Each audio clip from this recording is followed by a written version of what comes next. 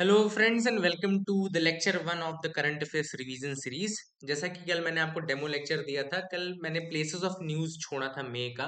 तो मई के places of news में हम जाएंगे। वैसे मैं कोशिश ये करूंगा कि आपको अभी दिसंबर से पीछे जाऊं, क्योंकि क्या होता है कई बार मई में कोई चीज डेवलपमेंट आधा हुआ है, फिर सितंबर में उसी में डेवलपमेंट होता है और दिसंबर में फाइनल हो जाता है। तो अपन दिसंबर से थोड़ा पीछे चलेंगे ताकि कोई न्यूज़ जो है उसकी फिनैलिटी मैं आपको पहले बाद में बता दूं, पहले बता दूं और फिर उसके बाद उसको रिवाइज कर लेंगे जब भी वो आएगा, ठीक है ना। बट प्लेसेस ऑफ न्यूज में आज के लेक्चर में देखूंगा, कुछ डिटेल्स बेसिक बैकग्राउंड की भी मैं दूंगा आपको। तो बहुत कुछ आप नया सीखेंगे आज। सबसे पहला जो न्यूज था प्लेस में, वो था महाबोधि महाविहार, जो कि महाबोधि टेम्पल के नाम से भी जाना जाता है। ये बोधगया बिहार में है, ठीक है ना। तो अब लेट्स सी कि क्या इंपॉर्टेंट है ये। और कई डिमॉन्स्ट्रेशंस हुए थे recently in the Mahabodhi temple, जो कि बोधगया बिहार में है। और ये कहा गया था कि ये जो पूरा बिहार है बुद्धिस्ट को सौंप दिया जाए, ठीक है ना। तो बेसिकली बोध गया में ये क्या है, एक तरीके से वो प्लेस है जहां पे प्रिंस सिद्धार्था को ये माना जाता है कि एनलाइटनमेंट हुआ और वो गौतम बुद्ध बने। This is the place actually where Siddhartha became Gautam Buddha, ठीक है ना। और बुद्धा का मतलब होता है the enlightened one. The Buddha means the enlightened one who is free from the cycle of birth and rebirth, है ना। उसके साइकिल से बाहर होना और free from all sorts of desire, ये सारी चीजें जो है, दैट इज द थिंग, ठीक है। अब हम थोड़ा सा मैं इसकी डिटेल्स आपको देता हूँ। बुद्धिज्म से रिलेटेड कुछ डिटेल्स हैं जो कि आपके प्रीलिम्स के पॉइंट ऑफ व्यू से इंपॉर्टेंट है। जैसे बुद्धिस्ट काउंसिल बहुत इंपॉर्टेंट है। तो जो बुद्धिस्ट काउंसिल हुई है ना, चार तो आपको जानना जरूरी है, बाद में कुछ एक दो और हुई है वो भी हम देख लेते हैं। तो जो फर्स्ट बुद्धिस्ट काउंसिल हुई थी वो आपको दिख रहा होगा 483 बीसी में हुई थी। और इसको किया गया था Rajgriha, which is known as modern Bihar, जो आज का मॉडर्न बिहार है, राजगृह में। और तब ये पेट्रोनेज में हुई थी अजात शत्रु के, who was from the Haryanka dynasty, ठीक है ना।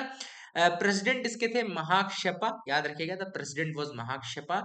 एंड पर्पस इसका था to maintain the purity of the teachings of Buddha, ठीक है। आउटकम इसका था कि इसमें कंपाइलेशन हुआ था विनय पिटक और सुत्त पिटक का। याद रखिएगा, Sutta Pitaka basically consist of various aspects of Buddha's teaching, मतलब सरमन्स ऑफ बुद्धा एक तरीके से। And Vinaya Pitaka basically deals with the rules and regulations of the संघा।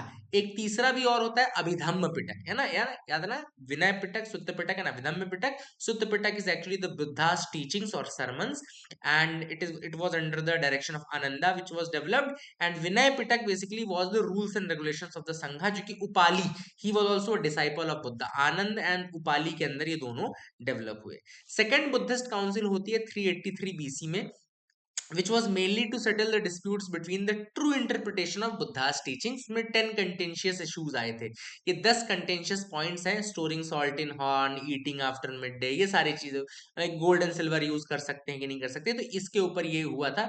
वेन्यू याद रखेगा कि सेकंड जो हुआ था वो वैशाली बिहार में हुआ था। पेट्रोनेज था इसमें कालाशोका का। Kalashoka was from the Shishunaga dynasty, याद रखेगा शिशुनाग डायनेस्टी के थे। And president was Sabakami, Sabakami was the president, ठीक है ना। ऑब्जेक्टिव था to settle the dispute emerging out of multiple interpretations. And इसका मेजर आउटकम ये था कि दो नए स्कूल ऑफ थॉट बने बुद्धिज्म के अंदर। एक था स्थरीवादिन और दूसरा था महासंघिकास। बहुत इंपॉर्टेंट है ये दोनों टर्म्स भी। एक है स्थरीवादिन्स एंड दूसरा है महासंघिकास। स्थरीवादिन्स जो थे, they advocated strict adherence to the original tradition of Buddhism and compliance with pure teaching of the Buddha, ठीक है ना। Sthaviravadins were who, they advocated strict adherence to the original tradition of Buddhism and compliance with the pure teaching of Buddha। And महासंघिकास advocated a liberal attitude। थोड़ा liberal जो थे वो महासंघिकास हुए। स्थरीवादिन ने बोला नहीं भाई, जो ओरिजिनल थेरावादिन फॉर्म है उससे उससे रह के चलो। थर्ड बुद्धिस्ट काउंसिल ही 247 बीसी में। And third Buddhist council was convened by Ashoka, Pataliputra में हुई, जो कि अगेन मॉडर्न पटना है, बिहार ही है।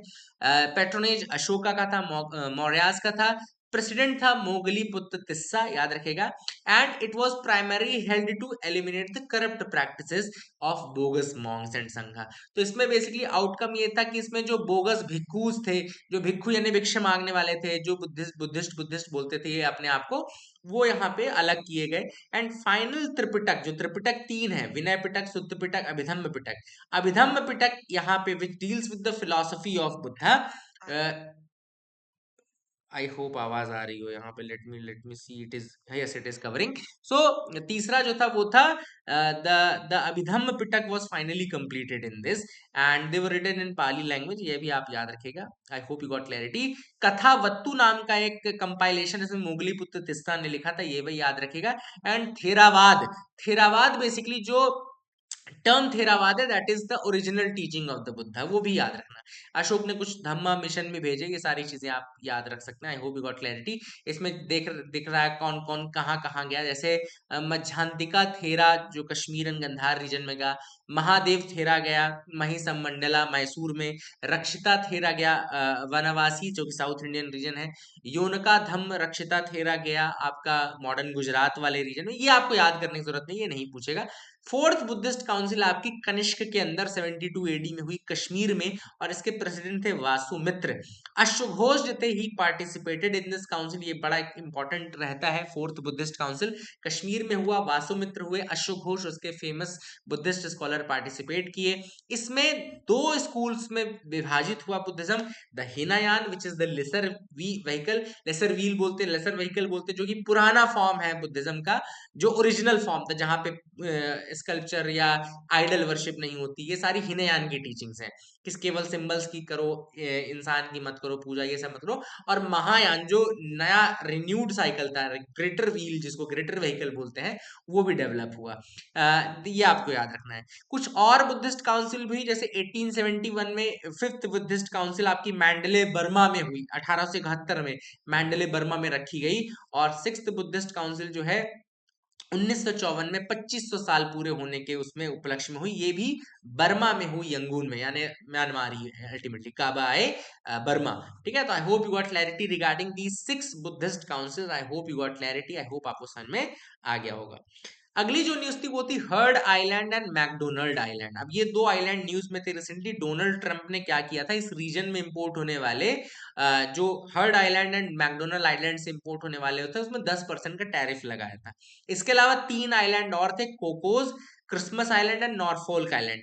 याद रखेगा ये पांचों के पांचों जो आइलैंड है, किसके आइलैंड है, ये ऑस्ट्रेलिया के आइलैंड है, जो कि इंडियन ओशन रीजन में पाए जाते हैं। If not let me show you कि ये कैसे हैं। ये आपको मैप दिख रहा होगा, this is the map of heard island which is from Australia, which is of Australia. But ये है कहाँ पे एक्चुअली, ये है आपका इंडियन ओशन रीजन में। हाँ, आउट पोस्ट है, लेकिन ये है इसी का, ठीक है ना। किसका है, ऑस्ट्रेलिया का। Heard island basically is from Australia को। इसके अलावा आपको याद रखना है this McDonald island, that is also from Australia, ठीक है ना। एंड देखो लिखा है कि three other external territories, three other Australian external territories, Cocos जिसको कीलिंग आइलैंड भी बोलते हैं, क्रिसमस आइलैंड सेकंड है, एंड थर्ड है नॉर्फोल्क आइलैंड, जो कि आपका अगेन वहां पर, इसमें भी ट्रंप ने टैरिफ इंपोज किया है। तो ये आपको कुछ जगहें याद रखनी है। तीसरा जो टॉपिक था न्यूज में वो था पंबन ब्रिज का। प्राइम मिनिस्टर नरेंद्र मोदी ने इनॉग्रेट किया था new Pamban bridge, which is India's first vertical lift railway sea bridge, India's first vertical lift railway sea bridge है। और ये कहां पर है, बेसिकली तमिलनाडु में बनाया गया है पंबन ब्रिज। और ये रिप्लेस करेगा ब्रिटिश एरा पंबन ब्रिज को। एक्चुअली ब्रिटिशर्स ने अपने टाइम में 1914 में एक ब्रिज बनाया था, उसको भी पंबन ब्रिज बोलते थे, जो कि रामेश्वरम को मेनलैंड तमिलनाडु से कनेक्ट करता था, रामेश्वरम को मेनलैंड तमिलनाडु से। उसको रिप्लेस करेगा ये new Pamban bridge, and it is India's first vertical lift railway sea bridge. Vertical lift railway sea bridge पहला है, याद रखिएगा। चौथा टॉपिक जो था वो था जय श्री महाबोधि टेम्पल। अब दूसरा है ये महाबोधि टेम्पल, बट ये जय श्री महाबोधि टेम्पल है, ये याद रखना, ये श्रीलंका में है। याद रखना श्रीलंका में है, और ये अनुराधापुरम में है। Anuradhapura and that is Anuradhapura. और Anuradhapuram is basically UNESCO world heritage site. और इसमें जो जय श्री महाबोधि टेम्पल का जो बो होता है, बेसिकली बो एक एक्चुअली हम पीपल के पेड़ को बोलते हैं, फीकस रिलीजियोसा, इसका साइंटिफिक नेम है फीकस रिलीजियोसा, या बो का पेड़ या पीपल का पेड़।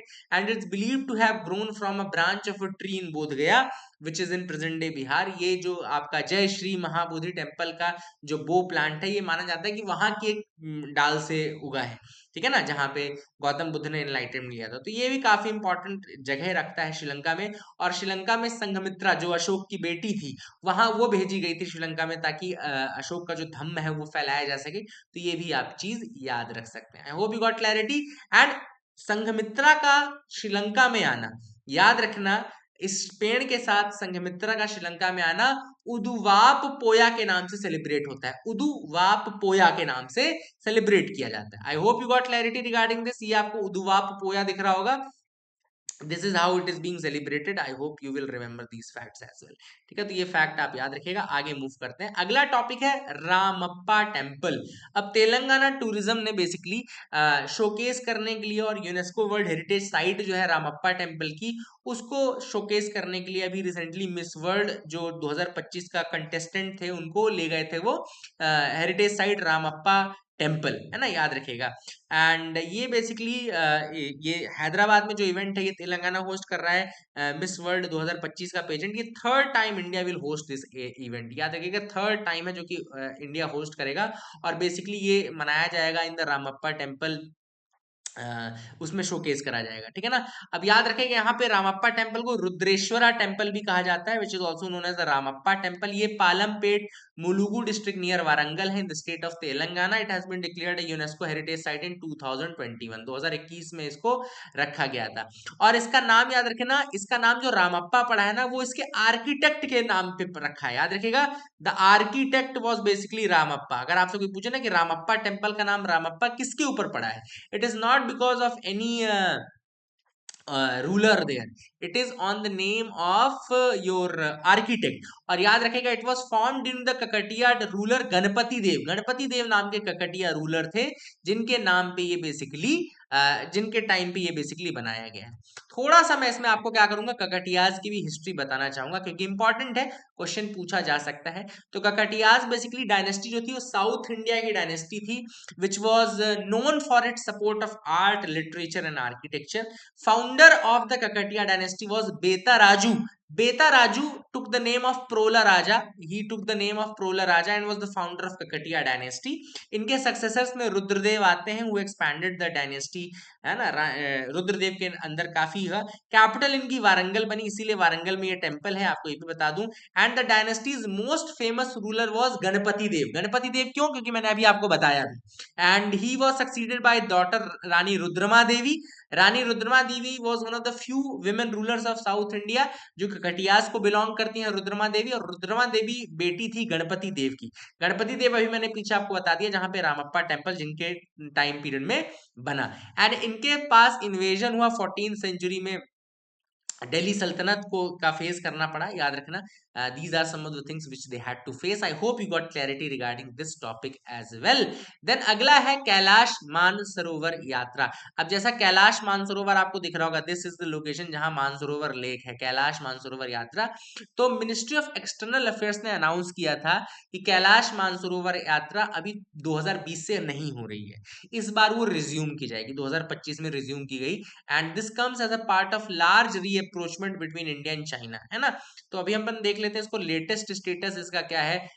तो अपन याद रखना कि लिखेंगे कैलाश मानसरोवर यात्रा न्यूज, है ना। तो इसको अब जब अपन डालेंगे ना,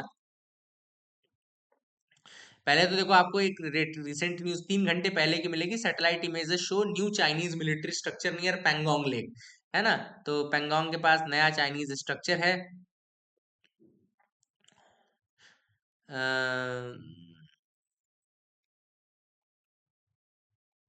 देखो ये अप्रैल की न्यूज है, कैलाश मानसरोवर यात्रा रिटर्न्स आफ्टर 5 years, जून में है। बट ये होगी या नहीं, हुई नहीं शायद।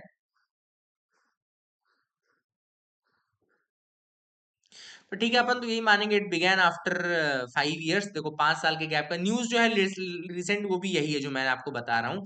तो 5 साल के बाद। अच्छा, लेक मानसरोवर इसको याद रखेगा मापम यमत्सो भी कहा जाता है, Mapam Yumtso. The lake is known as Mapam Yumtso. Let me open the internet, एक सेकेंड में, थोड़ा मैंने नेट बंद कर रखा है, तो let me open that.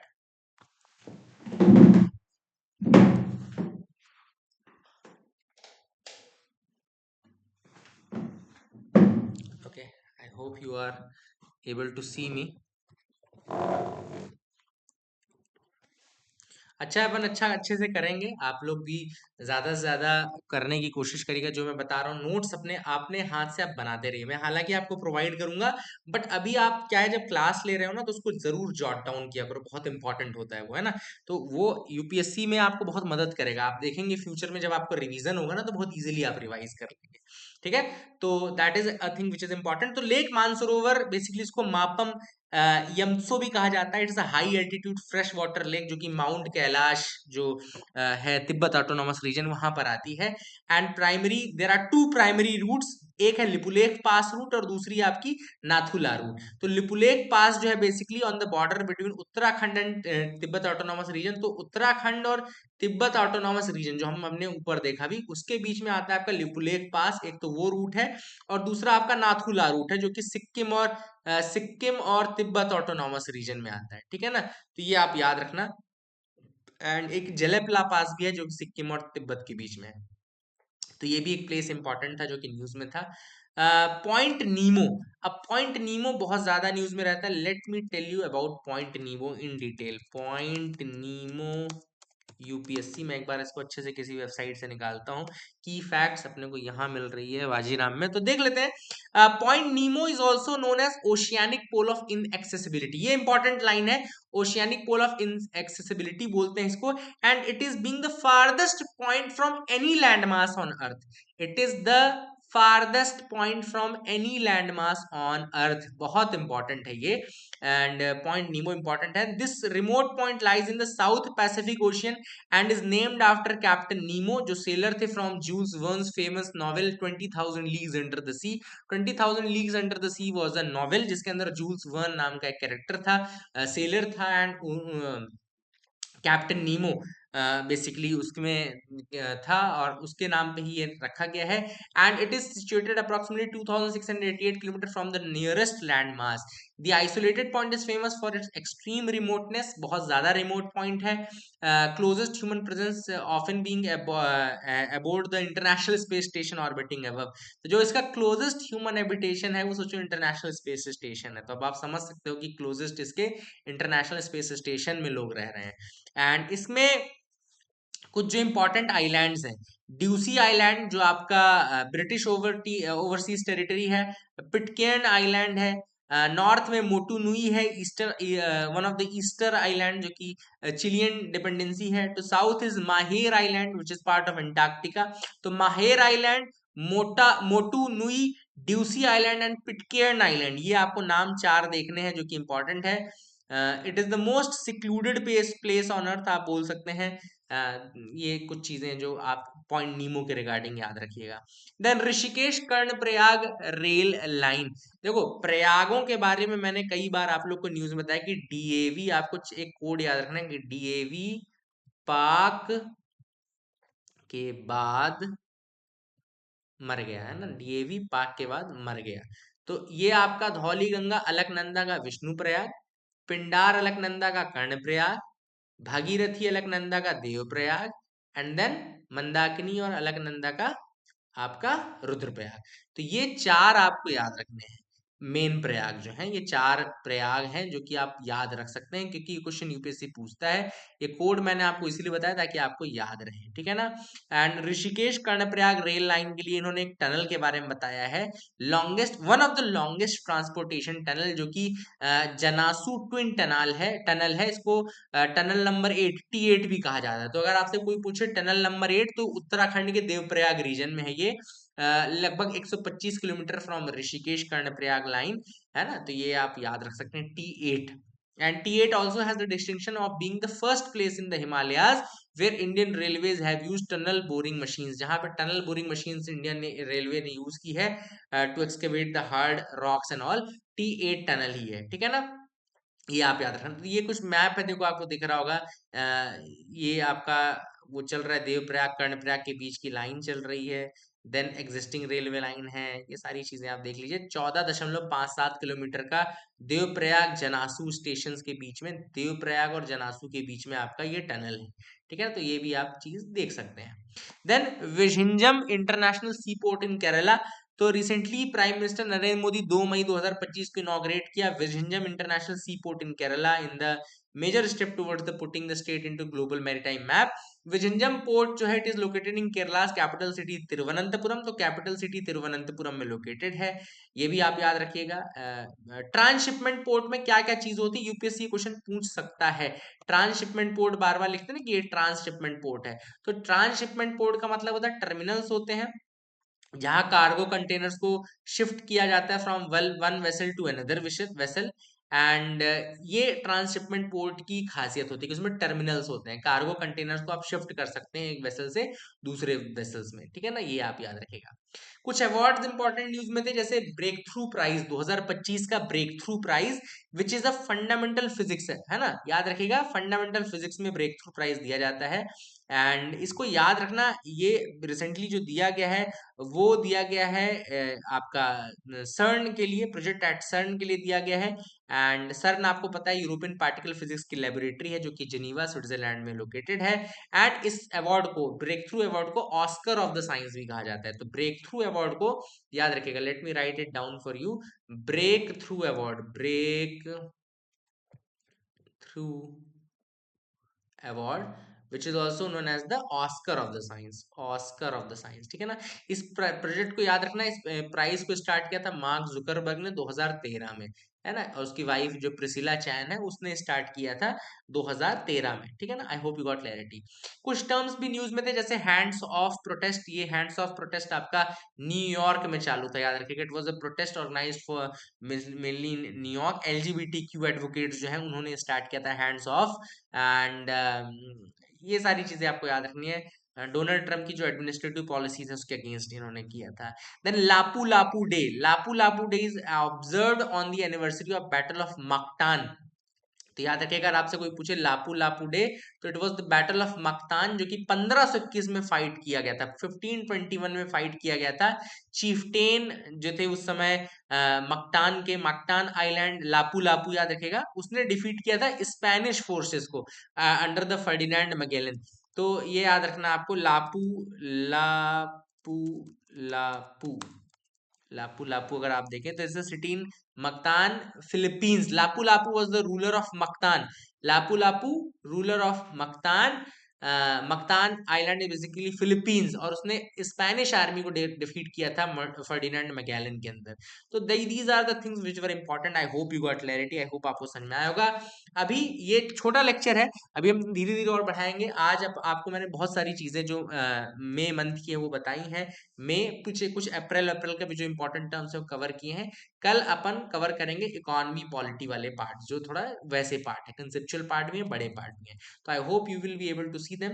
Lecture 1 है, बहुत ज्यादा डिटेलिंग में आज नहीं कर रहा हूँ, कल अपन अच्छे से देखेंगे। Thank you and have a nice day.